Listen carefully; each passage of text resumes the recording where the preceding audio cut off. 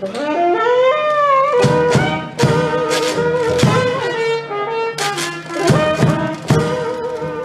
Orleans, the Crescent City. It remains a fascinating place because of the originality and diversity of its culture. We have street parades, voodoo, and all kinds of wildness. Right next door to cathedral, debutantes, and manicured mansions. We have our own music, architecture, way of speaking, and of course, food. Fried food like po' boys, sweets like beignets, rice dishes like jambalaya. But our signature dish is gumbo.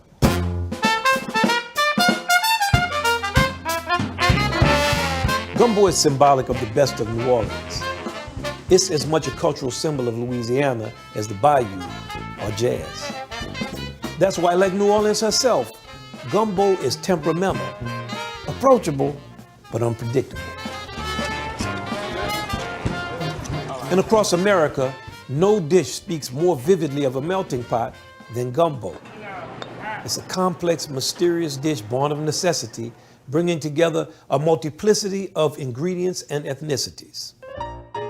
Dating back more than 300 years, many believe the West African slave population first created this dish out of hardship. The name gumbo derives from the word kingombo, which is Bantu for okra, popular ingredient. And it was the French who laid claim to the thickening agent known as the roux. Now, we didn't know any of that history when I was growing up, but when we saw those ingredients for gumbo coming through the front door, we knew it was going to be time for a celebration, and it was.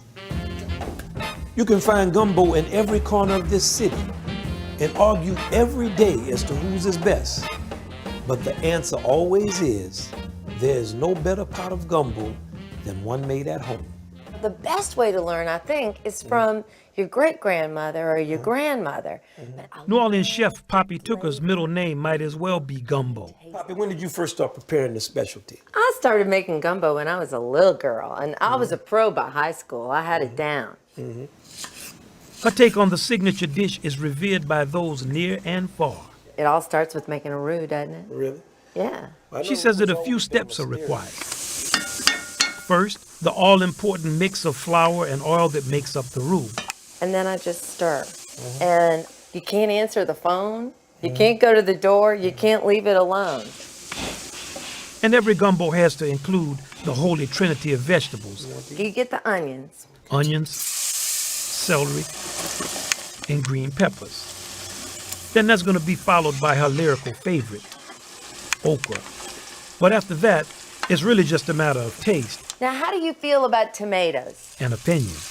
The most important ingredient, I think, in any gumbo are the gumbo crabs. Uh-oh. Well, bring them on. Bring them on. Isn't that something? As long as it's made with Louisiana's finest. And this is how we're going to get that flavor of the sea. And strained, simmered, and stirred constantly with love. The result will always be quite poignant and soulful. Ooh, like the Crescent City herself. I hope that we've shown that there's a big difference between gumbo and just any old soup. Gumbo is a full meal. It's a tradition and a philosophy. The fundamentals don't change, but the variations are endless. A good pot of gumbo is so much trouble to make, nobody ever makes a small pot, which is fortunate, because with a good pot on the stove, your whole neighborhood might just end up in your kitchen. You better be ready. God mercy, Poppy.